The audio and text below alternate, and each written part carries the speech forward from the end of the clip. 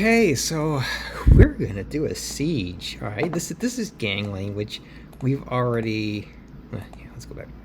We've already taken a couple of higher level cities, but a lot of times, gangling's kind of it's a desirable one because, well, it gives you some bonuses. For example, it gives you all resource production speed of 20%, which is actually pretty significant.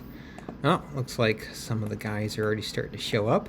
Now, ideally in a siege, you want to have the inner ring of your players to be your weaker players, and then the outer ring of players to be your stronger players, because, inevitably other guilds try to interfere with your siege, right? And also, we are playing for affairs here, which this will give us destroying the city points down here at the bottom, so it's definitely a reason to participate and help out with your guild. So, looks like everybody's showing up, which is great. And I might actually, let's see here. I'm going to place a granary out here. And this is something else that a lot of people do, is they put granaries around the outer edges, basically to kind of keep other players who might drop in further away from them and kind of like protect you, basically. So, looks like this is about all that are going to show up. Guys are getting ready, which is great. Come on.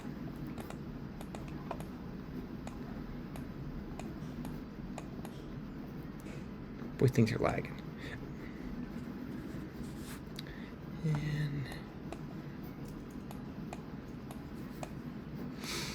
basically just gonna wait for the go.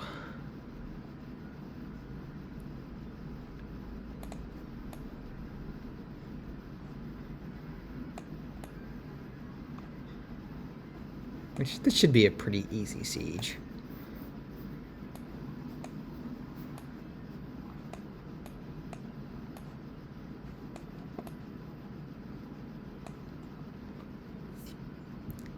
I wish I could stay scrolled out a little bit better in these things. The myth. Oh, good. He jumped into that spot, which is great. Will kind of give me a little bit more protection. I mean, up here is a spot where an enemy could jump in. And I'm not the most highly ranked soldier here, so actually I might as well grab this granary while I can. With granaries, always send your top troops, because that will get you the largest bag, because you can only hit a granary twice. The first time gives you the biggest amount of materials, and the second time is like a much reduced one. So always send your top troops so that they can haul off the largest amount of loot.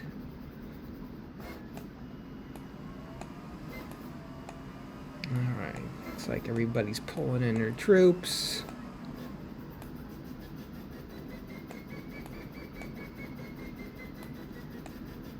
Come on, we gotta start soon, guys. I'm on my lunch break at work here, so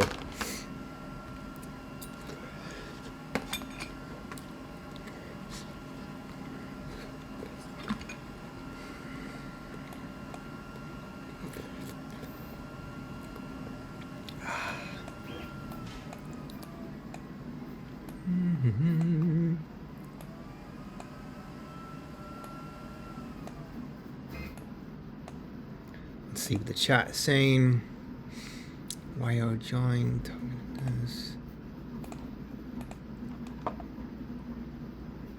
By the way, so like in the main feed here, the world gets alerted when you start a siege, okay?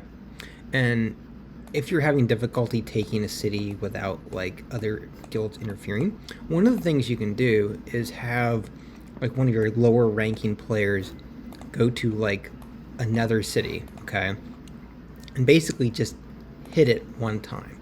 And what that will do is that will create an alert in here, and everybody of course will go and check it the first time. But then if right after that you start your siege, a lot of times other players will just ignore the second one, and so it can kind of get you the ability to kind of like sneak in, so to speak, and take a city without like interference. And I've actually seen that tactic used several times, and it does work pretty good.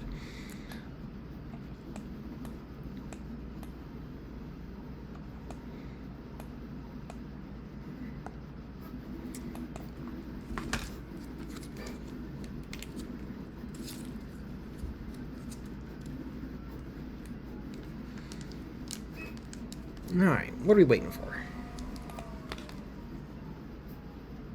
May need viscosity. No, it's not us.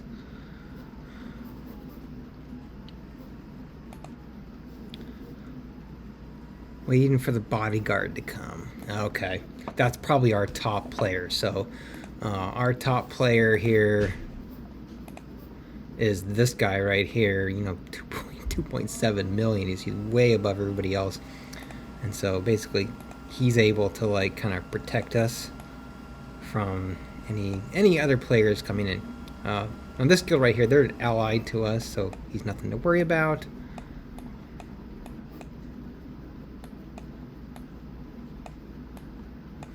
Just waiting on the big boss.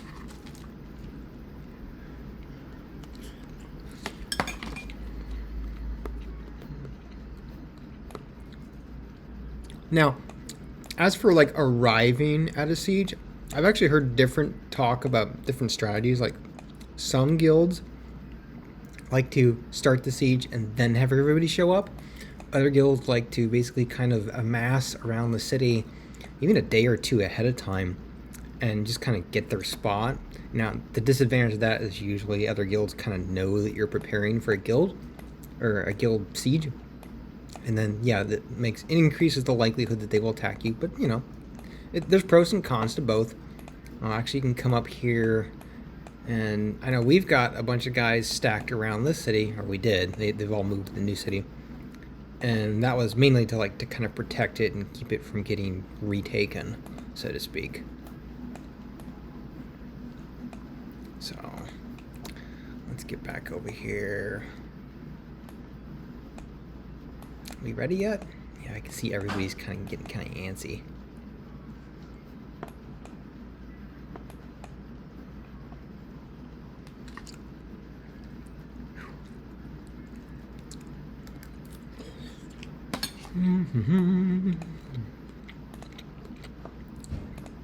Yeah, we might as well do a few things.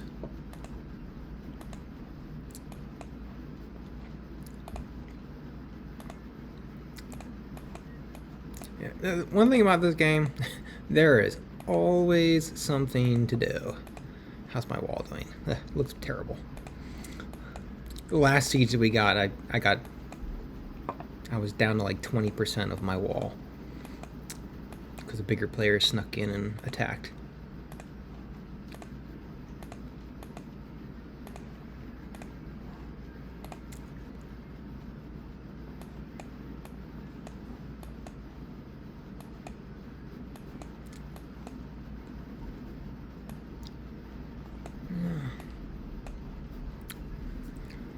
So I know, okay, so this city is an outer perimeter city, which means that you're pretty much open to attack by anybody.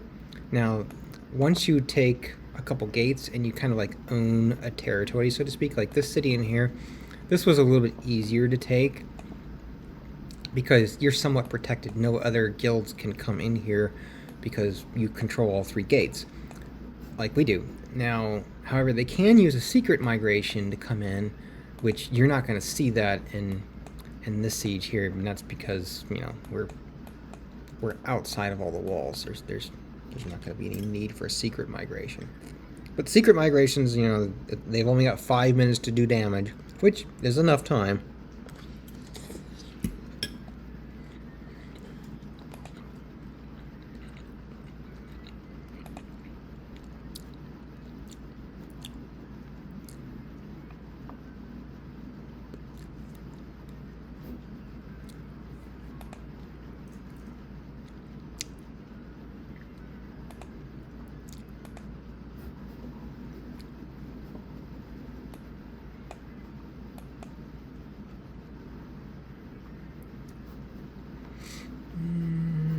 let's see what this guy's showing.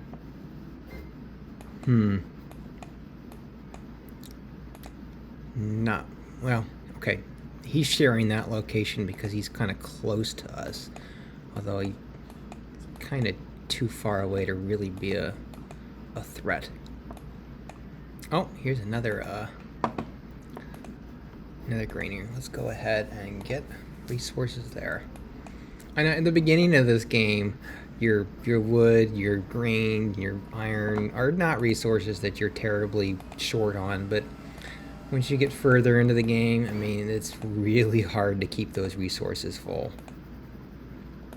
So every chance you can get, you'll want to top up on stuff like this. I'm going to wait for my army to come back. Zoom out again.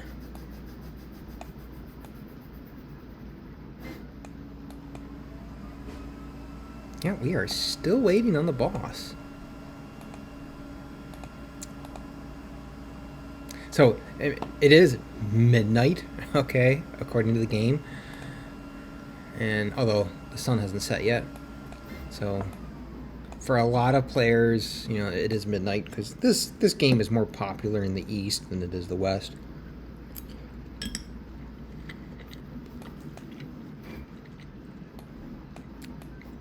Oh, there we go. Gonna have to take your shield down, and we are off the races.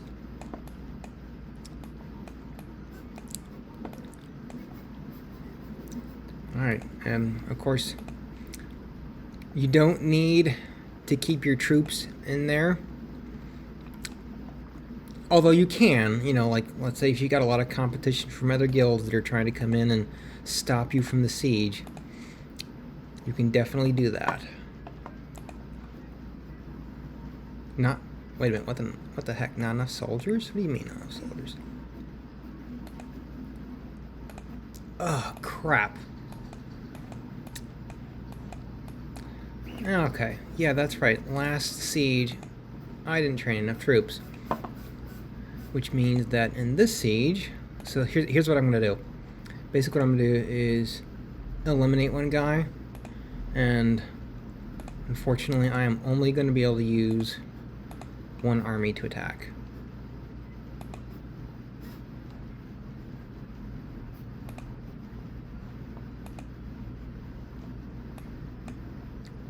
And if you get low on troops, that's one way you can kind of do that.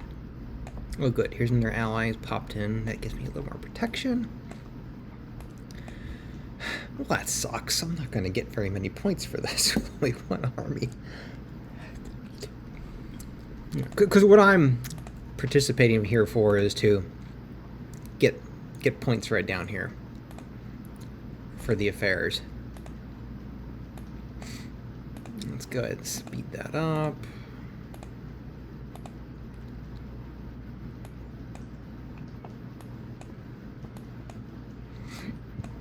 How are we doing here? Already halfway down, and we've only been attacking for a minute. A minute. Yeah.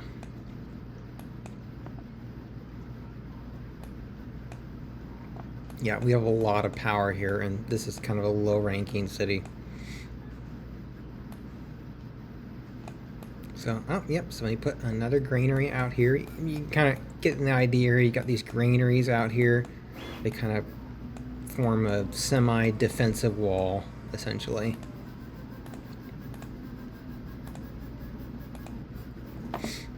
Let's see here, how are we doing on affairs? Oh, yep. 16 points, yeah, because I forgot to, oh, I should have trained more troops. Why didn't I think of that?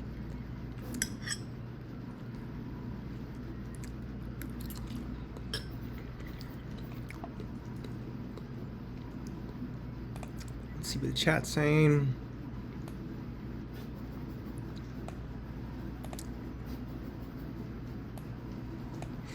Not really much interesting.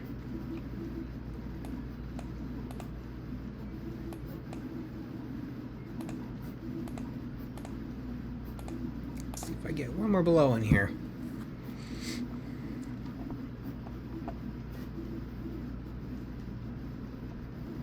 Oh, nope. Oh, there we go. Okay. So we've got 8 hours of protection on the city now.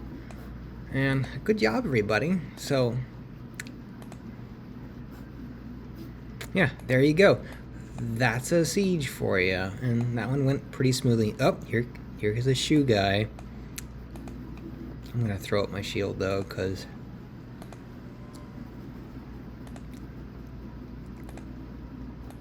you have to have all your troops in. Now, let's put my shield.